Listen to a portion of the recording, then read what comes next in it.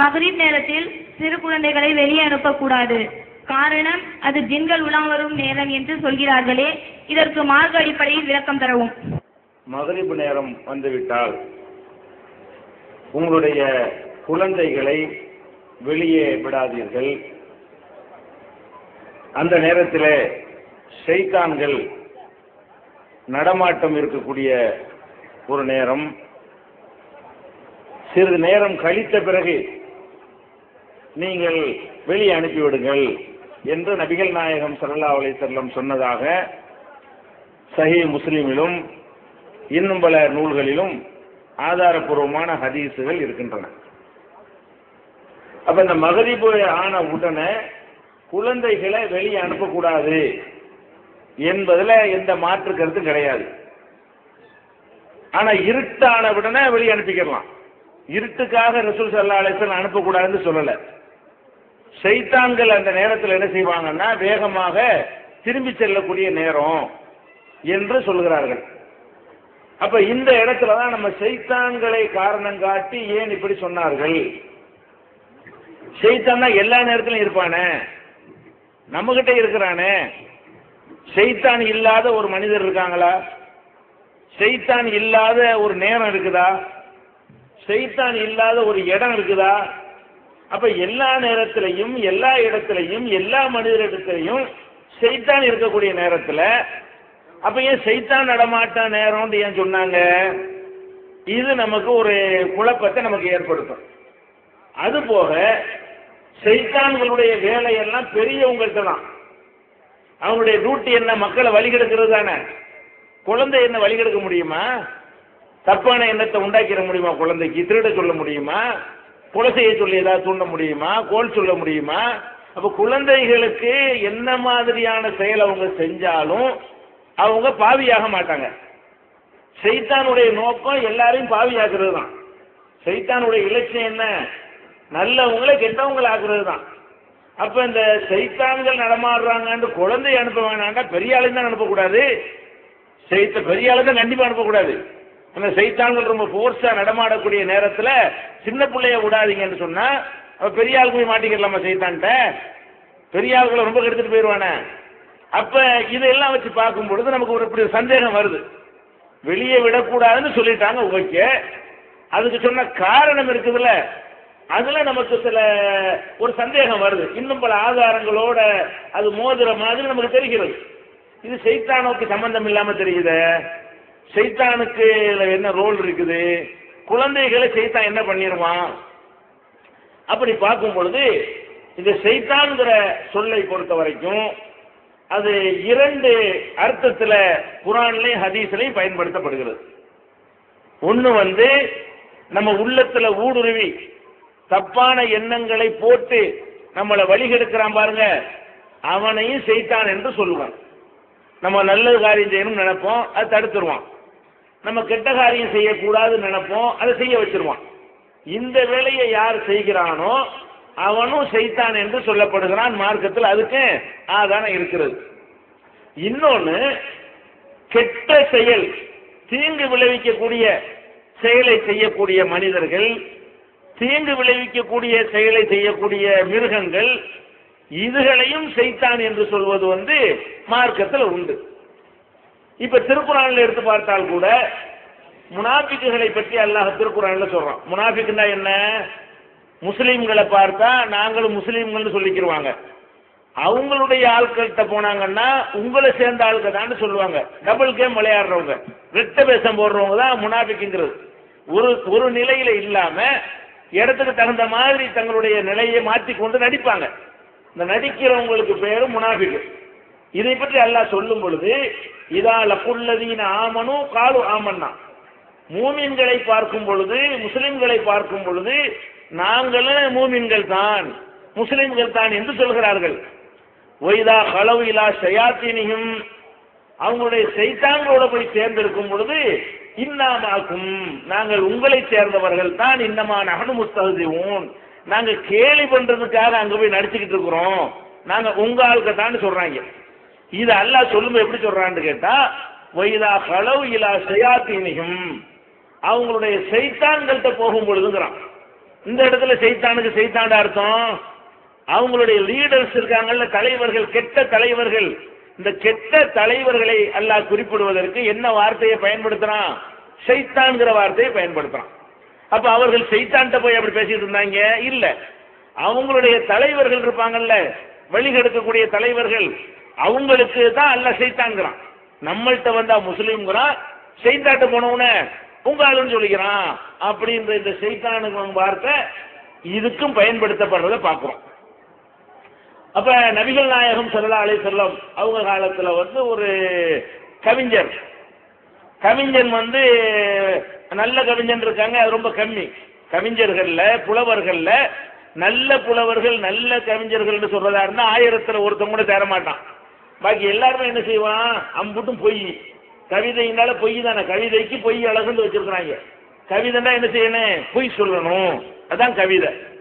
அது மாதிரி எத்தி புழைக்கணும், அளவுக்கு மேல புகழணும், மன்னர்களை துதிபாடணும், அவங்களுக்கு தகுந்த மாதிரி ஐசு வைக்கணும்.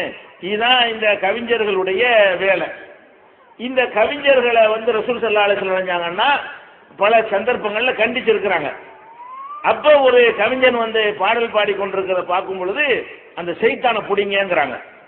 ரசூல் ஸல்லல்லாஹு அலைஹி வஸல்லம் கவிஞனை பார்த்து என்ன சொல்றாங்கன்னா, அந்த சைத்தானை பிடிங்கிறாங்க. அவன் சைத்தானா?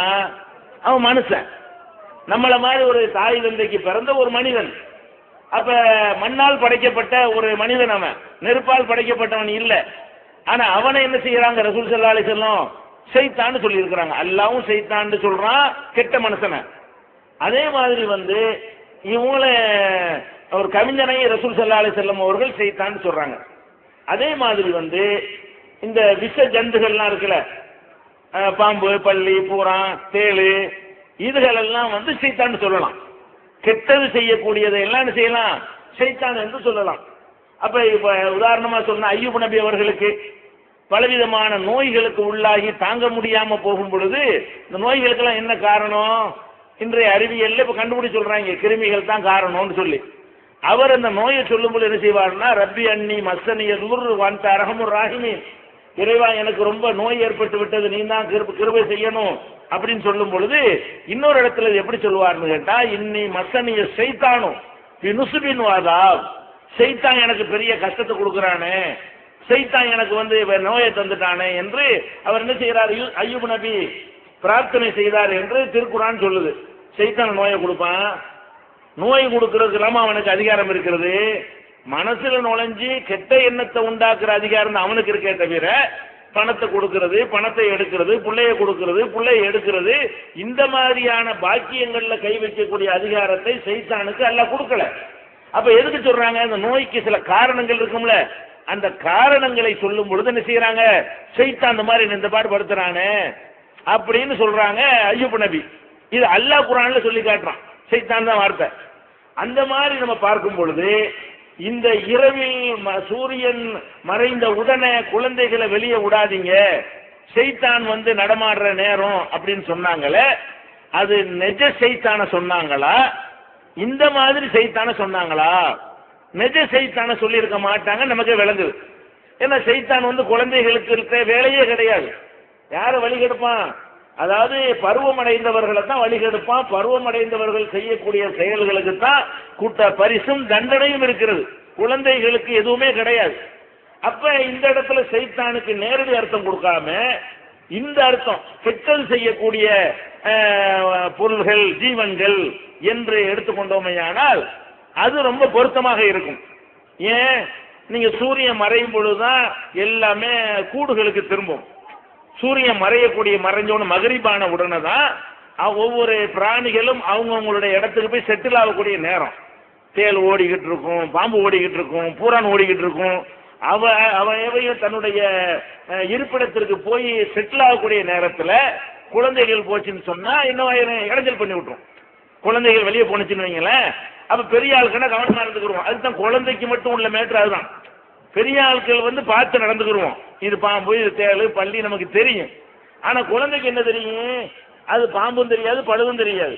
அந்த மாதிரியான ஒரு பருவத்தில் இருக்கும் பொழுது இந்த சூரியன் மறைஞ்ச உடனே தான் எல்லாமே செட்டில் ஆகக்கூடிய காட்சி. அப்படி இயற்கை எல்லாம் படைச்சிருக்கிறோம். எல்லா உயிரினங்களுமே மகரிபான பிறகுதான் என்ன செய்யும், அதாவது மாடு செட்டில் ஆகுறதா அந்த இடத்துக்கு போகும், ஆடு தன்னுடைய வீட்டுக்கு போகும், வெளியே மேய சென்றவைகள் எல்லாம் திரும்பி வரக்கூடிய நேரம். அதே மாதிரி விசைஜந்துகளுக்கும் இருக்கிறது. அப்ப அந்த நேரத்தில் நீங்க குழந்தைகளை அனுப்பிவிட்டீங்கன்னு சொன்னா அதுக்கு கொஞ்சம் ப்ராப்ளம் ஆயிரும். அதனாலதான் என்ன செஞ்சாங்க, இருட்டணும்னு அனுப்ப சொல்றாங்க. எது சொல்றாங்க, அந்த நேரத்துல மறையுது பாருங்க, சூரியன் மறைஞ்சு கொஞ்சம் மாலை மயங்கி இருக்கும் பாத்தீங்களா, மூணு இருட்டுன்னு சொல்லாம வெளிச்சம்னு சொல்லாம ஒரு மயக்கமான ஒரு நிலை இருக்கும் பாருங்க, அந்த மாலை நேரத்து மயக்கம் இருக்கிற ஒரு நேரத்துல தான் விட வேணான்னு சொன்னாங்களே தவிர நல்லா இருட்டுச்சுன்னு வைங்க அப்ப விட சொல்றாங்க. அப்ப எங்க போயிடுவான் செய்தான் கிடைக்குதான், இது இருக்காது, அதாவது போய் அடைஞ்சிரும். கூடுகளுக்கு போகக்கூடியவை நெஞ்சிறேன் கூடுகள்ல போய் அடைந்து விடும். இந்த ஒரு அர்த்தத்தை தான் நம்ம இது கொடுக்கணும். இப்படி கொடுத்தா தான் இதுவும் ஆதாரம் தான். சைத்தானுக்கு நேரடி சைத்தான்கிற அர்த்தம் இருக்கிற மாதிரி இந்த மாதிரியான அர்த்தமும் சைத்தானுக்கு இருக்கிறது. எந்தெந்த இடத்துல என்னென்ன அர்த்தம் செய்யணும் அது செய்யணும். சைத்தானுக்கு சைத்தானே அர்த்தம் செய்யற இடத்துல சைத்தான் தான் செய்யணும். சைத்தானுக்கு இந்த மாதிரி அர்த்தம் செய்யற இடத்துல இந்த மாதிரி தான் அர்த்தம் செய்யணும். அப்ப இடம் பொருள் ஏவலை பார்த்து தான் என்ன செய்யணும், ஒவ்வொரு சொல்லுக்குமே அர்த்தம் செய்யணும். நம்ம மனிதர்களுடைய பேச்சில கூட ஒவ்வொரு இடத்துல என்ன மாதிரி சொல்ல பயன்படுத்துறாங்கன்னு அர்த்தம் செய்யணுமா இல்லையா? இப்ப உதாரணமா புரிஞ்சு கொள்வதற்காக உங்களுக்கு சொல்வதாக இருந்தால், ஊசின்னு ஒரு வார்த்தை இருக்குது. இந்த ஊசியை ஒரு தையல் மிஷின் வச்சுக்கிறவர் என்ன செய்வார், ஊசி பாரு, அதுக்கு என்ன அர்த்தம், அவர் வழக்கத்துல என்ன ஊசி அந்த ஊசின்னு அர்த்தம், மிஷினுக்கு மாற்ற ஊசின்னு அதுக்கு அர்த்தம். ஒரு டாக்டர் ஊசி எடுன்னு சொன்னா இதை எடுத்து கொண்டு கொடுக்க முடியுமா? அவர் சொன்னா அதுக்குரிய அர்த்தம் செய்யணுமா இல்லையா? டாக்டர் ஊசி எடுத்துட்டு வாண்டா இன்ஜெக்ஷன் எடுத்துட்டு வரணும், இவரு ஊசி எடுத்துக்கிட்டு வாண்டா என்ன செய்யணும், இதை எடுத்துட்டு வரணும். அப்படி ஒண்ணுக்கு இருக்கா இல்லையா? சாக்கு தைக்கிற வேண்டாம் போனா கோணி ஊசியை தான் எடுத்துட்டு வரணும். ஊசி எடுத்துட்டு என்ன செய்யணும், அவன் கோணி ஊசி வச்சிருப்பான் சாக்கு தைக்கிறதுக்கு, அதை தான் எடுத்துட்டு வரணும். அப்ப ஒரு இடத்துக்கு தகுந்தவாறு அர்த்தம் செய்யறது தான் ஒரு சரியான ஒரு நிலைமை. அந்த அடிப்படையில் தான் நம்ம என்ன செய்யணும், சைத்தானுக்கு பல அர்த்தம் இருந்தாலும் அந்த அர்த்தம் செய்யற இடத்துல இந்த அர்த்தம் செஞ்சிடக்கூடாது, இந்த அர்த்தம் செய்யற இடத்துல அந்த அர்த்தம் செஞ்சிடக்கூடாது. அப்படிங்கிற புரிந்து கொண்டால் இதுல குழப்பம் வராது. இதுல கூடுதலாக உங்களுக்கு விளக்கம் வேண்டும் என்று சொன்னால், ஜின்களை பற்றி ஜின் சைத்தான் ஒரு ஆய்வுங்கிற ஒரு நூல் வெளியிடப்பட்டிருக்கிறது. அந்த நூல்ல உங்களுக்கு கூடுதலான விளக்கங்கள் கிடைக்கும், பார்த்துக் கொள்ளுங்கள்.